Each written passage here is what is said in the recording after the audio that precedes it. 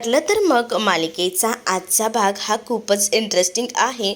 म्हणजे रविराजांना आता पूर्णपणे स्पष्ट समजलेलं आहे की या सगळ्याच्या मागे नागराजच आहे. त्यामुळे ते त्याला आता जाब विचारणार आहेत. तेच नेमकं या भागात काय घडणार आहे ते आपण बघणार आहोत. तर तुम्ही चॅनलवर नवीन असाल तर चॅनलला सबस्क्राईब करा. चला तर मग आजच्या भागाला सुरुवात करूया. इकडे सचिन आणि त्याचसोबत अर्जुन दोघंही जण बोलत असतात. त्याच वेळेला सचिन हा अर्जुनला अस्मिताबद्दल सांगत असतो आणि तो म्हणत असतो की सध्याला अस्मिता जरा विचित्रच वागायला लागलेली आहे. तिच्या वागण्याचा अर्थ मला कळत नाही आहे.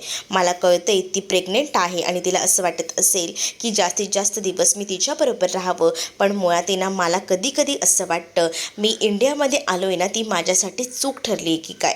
कारण मी जेव्हा बाहेर होतो तेव्हा बरोबर हे लॉंग डिस्टन्स ना मेंटेन होतं. पण जेव्हापासनं मी इथे आलो आहे ना तेव्हापासनं सारखे संशय घेणं याशिवाय दुसरं काही या अस्मिताला जमतच नाही आहे. आता मला तूच सांग, जर सायली वहिनी प्रेग्नेंट असेल आणि मग त्यावेळेला तुला हे सगळं काही अरेंज करायचं असेल तर मग तू सगळ्या केसेस बंद करून फक्त घरात बसशील का? आणि सायली वहिनीसुद्धा तुला तसं करायला सांगेल का? मला एकच सांग. त्यावर अर्जुन म्हणतो की नाही, हे सगळं चुकीचं आहे. पण आता सगळ्या गोष्टी सांगत असताना सचिन म्हणत असतो की अस्मीच्या बाबतीत तसंच आहे. अस्मीचं म्हणणं आहे की मी प्रेग्नेंट आहे तर तू फक्त आणि फक्त माझ्यासोबत थांबायला हवं. हे चुकीचं आहे ना. मी जे काही करतोय ते आमच्या पुढच्या आयुष्यासाठीच ना. आणि मग बाळालाही सुखाने समाधानाने जगता यावं यासाठी माझे कष्ट चालू आहेत. पण हे अस्मीला का दिसत नाही आहेत ना, हेच मुळात मला कळत नाही आहे. आणि त्याच वेळेला मला ना हे सगळं अरेंजमेंट करणं ना शक्य होत नाही आहे. आजही माझं महत्त्वाचं काम होतं पण अस्मितासाठी का होईना मला पुन्हा यावं लागलं. नाहीतर अस्मिताला पुन्हा तेच संशय येत राहतात. आता या सगळ्यामध्ये माझी थोडी चिडचिड झाली तर माझं काही चुकलं आहे का? मला आता तूच सांग. असं देखील आता सचिन जो आहे तो अर्जुनला बोलत असतो. अर्जुन म्हणत असतो की नाही, या सगळ्यामध्ये तुझं काहीच चुकलेलं नाही. तू जे काही केलं आहेस ना ते एकदम परफेक्ट केलं आहेस. ठीक आहे, मी माझ्या परीने तिच्याशी बोलायचा प्रयत्न करतो असं देखील आता म्हटलं जातं. आणि जेव्हा या सगळ्या गोष्टी अर्जुन सचिनला बोलून थोडं शांत करतो ना तेव्हा त्याला देखील त्या सगळ्या गोष्टी आवडतात. तर दुसरीकडे मात्र आता पाहायला मिळतं सुमन जी आहे ती खूप जास्त टेन्शनमध्ये असते. कारण अजूनही काल जो नागराज गेला आहे ना तो घरी आलेला नसतो आणि त्यामुळेच ना खूप जास्त टेन्शन आता आलेलं असतं. कुठे गेले असेल, काय झालं असेल, या सगळ्या विचारांनीच आता मात्र पूर्णपणे ती टेन्शनमध्ये अडकलेली असते. तर दुसरीकडे मात्र आता रविराज जे आहे ते कामासाठी म्हणून बाहेर आलेले असतात. म्हणजेच त्यांना अर्जुनचा कॉल आलेला असतो आणि अर्जुनने आता कॉन्टॅक्ट करून सांगितलेलं असतं की मी येतच आहे, जरा तुमच्याशी केस संदर्भात बोलायचं आहे असं देखील अर्जुनने सांगितल्यामुळे आता इकडे खूपच जास्त टेन्शनमध्ये खरं तर रविराज असतात. आता केसमध्ये अजून काय चुकावं लागला असेल हीच त्यांना टेन्शन असतं. तर दुसरीकडे मात्र आता या सगळ्या गोष्टी तर अशा पद्धतीने घडत असतात. तर प्रतिमा विचारते की काय झालं? अगं केस संदर्भात त्यांना काहीतरी बोलायचं आहे म्हणून ते दोघं येत आहेत. तर अस्मिताला ना भोपळ्याचे घारगे खूप आवडतात. आता ती प्रेग्नेंटही आहे. मी एक काम करते, त्यांच्यासाठी छान असे भोपळ्याचे घारगे बनवते, म्हणजे आल्यावर त्यांच्याकडे पाठवून देता येईल. असाच विचार ना आता प्रतिमा करत असते. त्याच वेळेला अस्मिताच्या लहानपणीचा किस्सा ती रविराजांना सांगत असते. दुसरीकडे किचनमध्ये सुमन काम करत असते. पण सुमन काम करत असताना सुद्धा ना तिचं लक्ष नसतं. हे प्रतिमाला बरोबर कळतं. प्रतिमा आता सुमनला म्हणत असते की आपल्या फ्रीजमध्ये भोपळा आहे ना? तर सुमन हो असं म्हणते. पण नक्कीच काहीतरी गडबड झाली आहे. काय झालं आहे हे असं विचारल्यानंतर वहिनी कालपासून हे गेले आहेत आणि हे अजूनही घरात आलेले नाही आहेत. त्यांना कॉन्टॅक्टसुद्धा करायचा प्रयत्न करते, त्यांचा कॉल काही लागत नाही आहे. म्हणूनच ना मला जरा टेन्शन आलं होतं असं देखील आता म्हटलं जातं. अच्छा असं आहे का? नको काळजी करू, येतील नागराज भाऊजी असं आता प्रतिमा सुमनला थोडं का होईना सांभाळून घेत सांगू लागते. पण प्रतिमा थेट बाहेर येते आणि प्रतिमा हे सगळं काही रविराजांना सांगते. रविराजांना ती म्हणत असते की बघितलंत का, सुमन खूप जास्त टेन्शनमध्ये आहे. काल नागराज भाऊजी गेले ते अजूनही आलेले नाही आहेत. त्याला मला ना खूप जास्त टेन्शन आलं आहे. त्यांना काय वाटत असेल, कुठे गेले असतील ते. खरंच ना बिचारा बहिणींनासुद्धा सुद्धा ते काहीच सांगून जात नाही. किती टेन्शन आलंय त्यांना असं देखील आता इथे प्रतिमा जी आहे ती रविराजांना सांगत असते.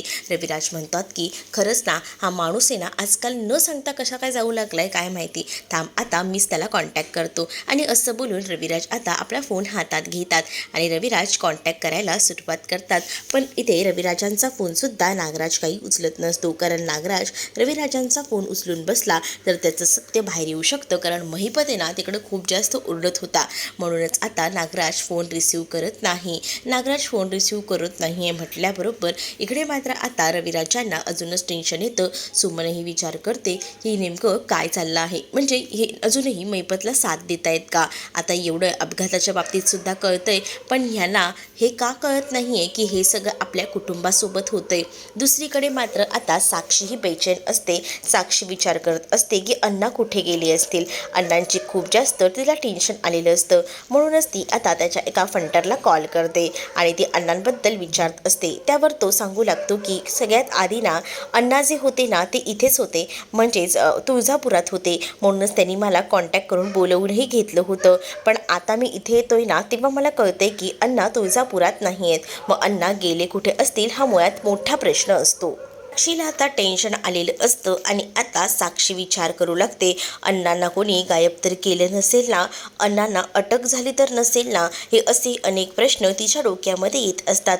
पण त्या प्रश्नांची उत्तरं ती काही तिला सापडत नसतात. कारण आता या प्रश्नांची उत्तरं शोधायला ती बाहेरही पडू शकणार नसते.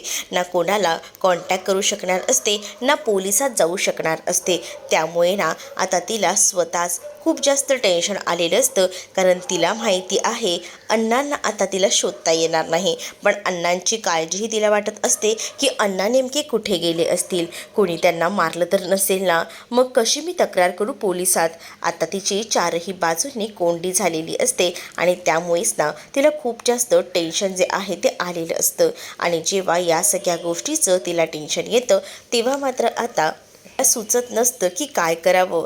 दुसरीकडे मात्र अतुल आणि सायली बेडरूममध्ये बसलेले असतात आणि त्याच वेळेला आता ते डिस्कशन करत असतात की आपण उद्याच आता रविराजांकडे जायला हवं. मुळात आहे ना आपण आजच जायला हवं होतं, वेळ वाया घालवून चालणार नाही. अपघाताचं सत्य लवकरात लवकर समजायला हवं आणि त्यासाठी आपण लवकरच बाहेर पडायला हवं असं देखील आता सायली अर्जुनला म्हणत असते. अर्जुन म्हणतो की बायको मला कळतंय, पण आपण या सगळ्या गोष्टी बारकाईने विचार करायला हव्यात.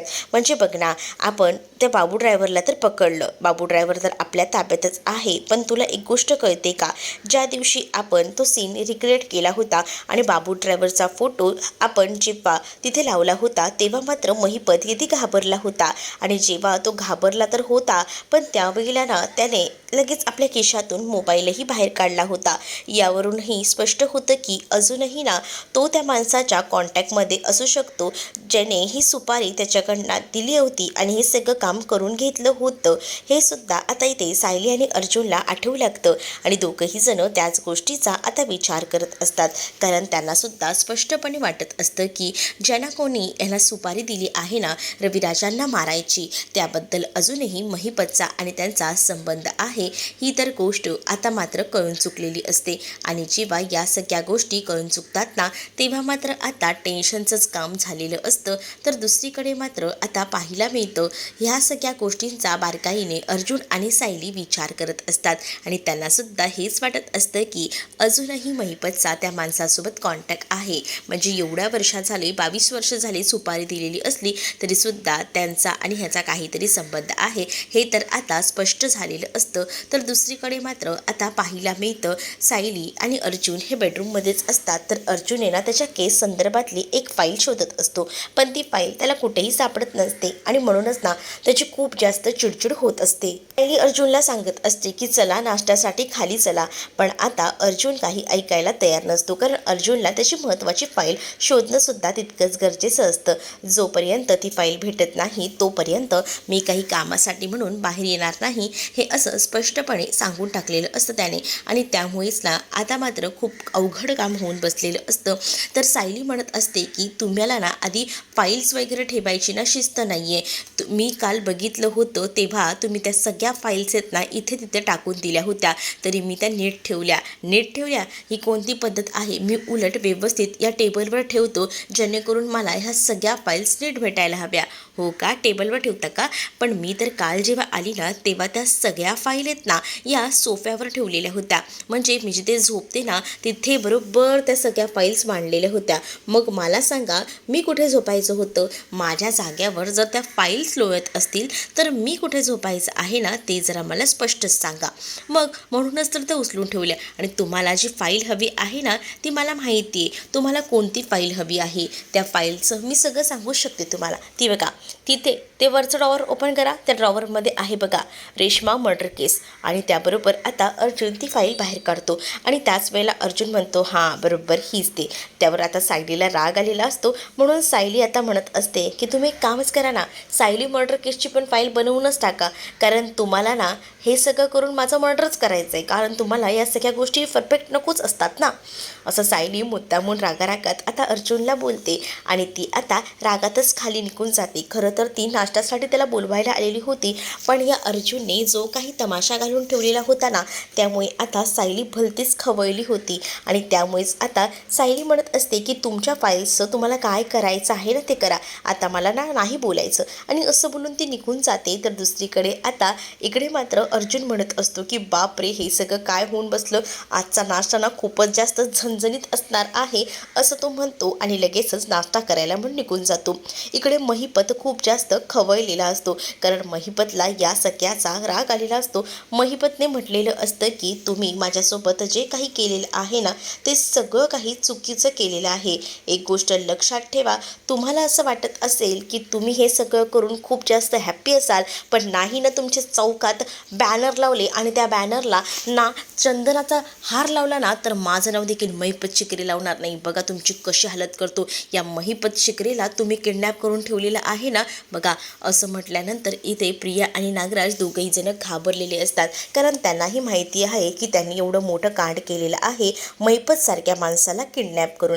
त्यामुळे आता प्रिया ही खूप जास्त घाबरलेली असते. प्रिया म्हणत असते की आता काय करायचं आहे. तर नागराज म्हणत असतो की मला ना आता घरी जायला निघावं लागेल, कारण मला सुमनचे कॉल येत आहेत. काय तुम्ही घरी जाताय मला या माणसाच्या हातात एकटीला देऊन? नाही या, मलाही घरी जायचं आहे. मुळात आहे ना मलाही माझ्या नवऱ्याचे कॉल येत आहेत आणि मी काय जाऊन सांगणार आहे ना हेच मला समजत नाही आहे. उलट आहे ना माझा नवरा गेल्यानंतर मला हजारो प्रश्न विचारेल. आता तुझी संसार कथा इथे ऐकायला मी आलो नाही आहे. आपल्याला ह्याला काहीतरी बंदोबस्त करावं लागणार आहे, कारण 24 तास आपण इथे थांबू शकणार नाही आहे. ही गोष्टसुद्धा डोक्यात फिट असू दे, असं देखील आता नागराज हा प्रियाला सांगत असतो. प्रिया ही म्हणत असते की या सगळ्या गोष्टी मला कळत आहेत, पण आपण आता करायचं काय आहे ते तर सांगा. मग आता आपल्याला जास्त वेळ इथे थांबता येणारही नाही आहे, कारण आपल्यालाही घरी जायचं आहे, कारण मलाही सुमनचे कॉल येत आहेत.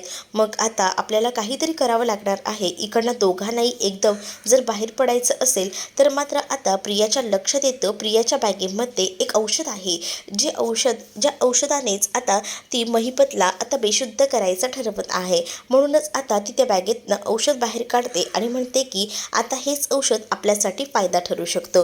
त्यावर नागराज म्हणतो की हे कसलं औषध आहे. तर मात्र नागराजला प्रिया सांगत असते की हे औषध ना बेशुद्ध करायला वापरलं जातं, कारण आपल्याला जर ह्याच्या तावडीतून सुटायचं असेल आणि ह्याच्यावर जर लक्ष ठेवायचं असेल ना तर ह्याला हेच बेशुद्धीचं औषध द्यायला लागणार आहे. त्याशिवाय आपल्याला इथून बाहेरही पडता येणार नाही आणि आपल्याला हव्या असलेल्या गोष्टीही करता येणार नाही. त्यामुळेच ना मला असं वाटतं की ह्याला आपण एकदा औषध देऊया. हे औषध दिलं की काम झालं. पण हे सगळं घेऊन तू कुठे फिरत असतेस ग? ते काय ना मी आता लग्नात गेले होते ना, माझ्या मैत्रिणीसाठी खास मी घेतलं होतं. काय लग्नात हे असं गिफ्ट देतात का? त्यावर प्रिया म्हणते ओ जास्त डोकं चालवू नका ओ, ते काम होतं माझं म्हणून मी घेऊन गेले होते ते. आता आपल्याला हे काम ह्याच्यावर करायचं आहे. त्यासाठी आपल्याला पटकन हे औषध ह्याला द्यावं लागेल, जेणेकरून ह्याला बेशुद्ध करूया आणि आपल्याला इथून बाहेर पडता येईल. कारण का आपल्याला बाहेर पडणं इथून मुश्किल आहे. आपण या महिपतसारख्या माणसासोबत पंगा घेतला आहे हे सुद्धा ह्या दोघांना माहिती असतं, तरीसुद्धा एवढा मोठा पंगा हे दोघंही जण घेत असतात. दुसरीकडे मात्र आता पाहायला मिळतं साक्षी खूप जास्त टेन्शनमध्ये असते आणि इकडे तिकडे फेऱ्या मारत असते. त्यावर सचिन तिला म्हणत असतो की काय झालं इतकी का टेन्स होते? तुला माहिती आहे ना की अण्णा जे आहेत ते येतील ना, का काळजी करतेस तू? अशी जर राऊंड मारत राहणार आहेस तर अण्णा काही लगेच लवकर येणार आहेत का? पण अण्णा कुठे गेले असतील? त्यांचा काहीच कॉन्टॅक्ट नाही आहे, असा देखील विचार ना आता मात्र साक्षी करत असते. आणि म्हणूनच आता सचिन तिला समजावत असतो आणि सचिन तिला म्हणत असतो की मला कळतंय की तुला टेन्शन आलं आहे, पण जरा थांब ना, अण्णा असतीलच ना, आपण शोधूया ना अण्णांना. आणि नाही सापडले तर आपल्याला ऑप्शन आहेच की पोलिसात जायचा, पण तोच ऑप्शन तर इकडे मात्र साक्षी सिलेक्ट करू शकणार नसते ना, कारण साक्षीला माहिती आहे जर ती पोलीस स्टेशनला गेली तर तिचं खरंच सत्य जे आहे ते बाहेर येईल, कारण तिची आयडेंटिटी रिव्हील होईल. ती खोटं जिवंत नसल्याचं नाटक करत होती आणि ते सगळ्यांना समजेल. म्हणूनच तिची आता पूर्णपणे चारही बाजूने कोंडी झालेली असते. तिला आता कळत नसतं की काय करावं ते. आता इकडे मात्र सचिन तिला समजावत असतो आणि म्हणत असतो की मी तुझ्यासाठी खास सगळं काही सोडून आलेलो आहे आणि तू कशाला इतका विचार करतेस? मी आहे ना तुझ्यासोबत. काही झालं तर आपण दोघं मिळून अण्णांना शोधूया, मग तर झालं. असं बोलूनच आता तो तिला सावरायचा प्रयत्न करत असतो आणि तो तिला जवळ घेतो.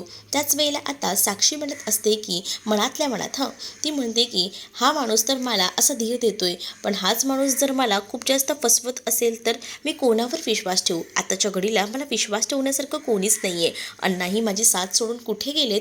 अण्णांना काही झालं तर नसेल ना? असे अनेक विचार इथे मात्र साक्षीच्या डोक्यामध्ये येत असतात आणि साक्षी मात्र आता त्याच गोष्टीचा विचार करत असते. तर तिला मात्र आता सावरायचं काम जे आहे ते मात्र आता असणारा हा सचिन करत असतो. तर दुसरीकडे मात्र सुभेदारांच्या घरात खूप छान असा नाश्त्याची पंगत बसलेली असते. बऱ्याच दिवसानंतर ही पंगत बसलेली असते आणि त्यामुळेच ना आता सगळीजण हॅप्पी असतात. त्यातच आता खूप जास्त ओरडतच तिथे मात्र आता सायली आलेली असते आणि सायलीचा मूड ऑफ झालेला आहे, म्हणजे नक्कीच काहीतरी भांडण झालेलं आहे नवरा बायकोचं, हे मात्र आता कळलेलं असतं. पण त्याच वेळेला कल्पनाला म्हणत असतात की या दोघांचंही असं आहे ना, तुझं माझं जमेना आणि तुझ्या वाचून कर्मेना असं आहे ते. हे दोघंही जण कार्टूनसारखे आहेत, तू मे करणारे. असं म्हटल्यानंतर आता अर्जुनही तिथेच आलेला असतो आणि अर्जुन जेव्हा तिथे येतो तेव्हा मात्र सायली त्याच्यासाठी कॉफी करण्यासाठी म्हणून किचनमध्ये जाते. त्याच वेळेला आता अर्जुन म्हणत असतो की बायको तुला माहिती आहे ना आज सिनियरकडे जायचं आहे ते. त्यावर सायली म्हणते की हो माझ्या सगळं लक्षात आहे, मी कोणत्याही गोष्टी विसरलेली नाही, असं स्पष्टपणे आता ते सांगू लागते. त्याच वेळेला आता खऱ्या अर्थाने आपण कितीतरी दिवसांनी नाश्त्यासाठी असे बसलो आहे हे बघूनच खूप जास्त आनंद मला होत आहे, असं देखील आता तिथे असणारी विमल म्हणत असते. मध्यंतरी महिपतच्या केसमुळे तुम्ही नव्हतात नाश्ता करायला आणि त्यानंतर मात्र तुम्ही त्या लग्नासाठी गेलात आणि त्यानंतर आता आपण एकत्र पुन्हा आलेलो आहोत. आणि तेव्हाच ना अर्जुन विषय काढतो की महिपतच्या केस संदर्भात अजून एक सुगावा आमच्या हाती लागला आहे आणि त्याचबद्दल डिस्कस करायला आम्हाला रविराजांकडे जायचं आहे, असं देखील अर्जुन आता बोलत असतो. सायली इथे पूर्णपणे तयारी करत असते. इकडे मात्र अस्मिताचं ना खाण्याकडे बिलकुलही लक्ष नसतं.